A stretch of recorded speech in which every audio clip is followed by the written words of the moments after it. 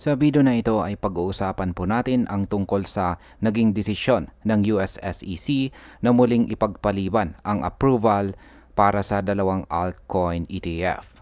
Ang pinag-uusapan po dito ay si Hedera or HBAR at saka si Polkadot or DOT. Maraming investors ang naghihintay ng balita pero sa halip na kumpirmasyon, isang bagong delay na naman ang ibinigay ng SEC. Ano nga ba ang dahilan nito at paano ito makakaapekto sa kanilang presyo at sa kabuuang crypto market? Kaya yan po ang siyang ating pag-uusapan sa video na ito, pero bago po tayo magpatuloy ay pakibasa na lamang po muna ang disclaimer dito po sa ibaba ng ating screen. Yan, bakit nga ba muling ipinagpaliban ng SEC ang approval? Ayon po sa ulat, nagbigay ang SEC ng karagdagang 60 days para suriin ang application para sa HBAR ETF at saka Polkadot ETF. Ang final deadline ay itinakda po sa November 8. Ito na po ang pangatlong delay simula noong March, kasunod ng mga naunang postponement noong April at saka June. Ang dahilan ay hindi lang simpleng tungkol kay HBAR or kay Polkadot.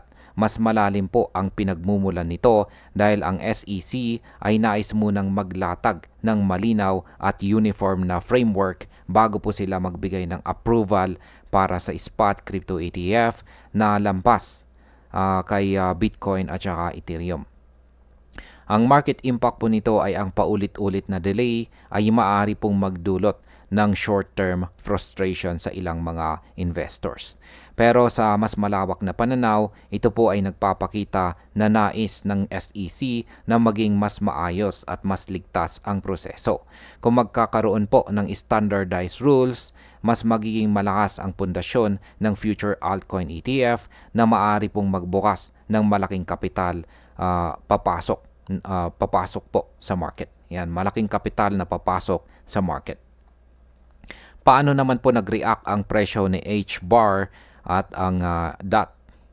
Yan, si HBAR ay umakyat po ng 1% at ngayon ay nasa presyong 0.22.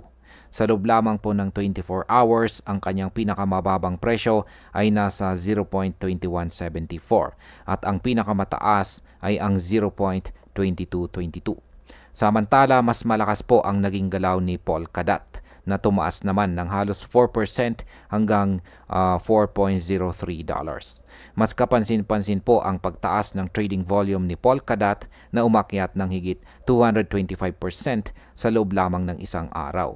Ipinapakita po nito na maraming investors ang nananatiling optimistic sa darating na approval. Sa market impact, ang pagtaas po ng volume ay sinyalis ng malakas na interest at saka anticipation. Kapag dumating po ang balitang positive approval, maaari pong magkaroon ng sudden rally hindi lang kay Polkadot kundi pati na rin kay HBAR. Pero kung muling magkaroon po ng delay or rejection, posible pong magkaroon ng mabilis na pagbagsak dahil sa disappointment ng market. Ngayon ay ano naman ang kahulugan ng Uniform Listing Standard na tinutukoy ng SEC? Kasabay po ng delay, sinasabi ng SEC na tahimik po silang nakikipagtulungan sa mga exchanges tulad po ng Nasdaq, NYSE at saka Cebu BZX para po sa tinatawag na generic listing standard para sa spot crypto ETF. Bahagi nito ang pagtanggal ng mga excluded commodities sa kanilang definition ng commodity. Sa madaling salita ay binubuo po ng SEC ang isang malinaw na rule book na susundin ng lahat ng mga exchanges. Kapag na-finalize ito, mas magiging madali ang proseso para sa mga susunod na altcoins na gustong magkaroon ng ETF. Kaya ang market impact po dito ay kung magiging successful ang standardization, hindi lamang sa HBAR at saka Polkadot ang makikinabang. Posibleng magsimula ito ng panibagong wave ng altcoin ETF na magpapalawak ng kapital at liquidity sa crypto market. Ito ay maaring magdulot ng mas matatag na pagtaas ng presyo para sa buong sektor ng altcoins. Yan, bilang panghuli, Ang delay na ito ay maaari pong mukhang negatibo sa unang tingin, pero ito ay bahagi ng mas malaking proseso. Ang paghihigpit at maingat na pagsusuri ng SEC ay sinyales na gusto nilang maiwasan ang mga pagkakamali at maglatag ng mas solid na basihan para sa spot crypto ETF.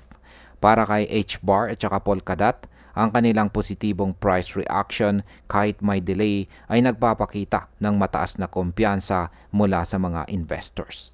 Habang papalapit po ang November 8, asahan natin na magiging mas volatile ang kanilang presyo dahil dadami po ang speculations at saka trading activity. Para sa akin, ang delay na ito ay hindi natin dapat ituring na masamang balita. Sa halip, ito po ay isang indikasyon na malapit na po nating makita ang mas malinaw na direksyon ng altcoin ETF at posibleng ito ang magbukas ng panibagong yugto para sa crypto market. At ayun, hanggang dito na lamang po tayo sa video na ito mga ka-crypto. Marami pong salamat sa panonood. Ingat po tayo lagi at God bless po sa ating lahat.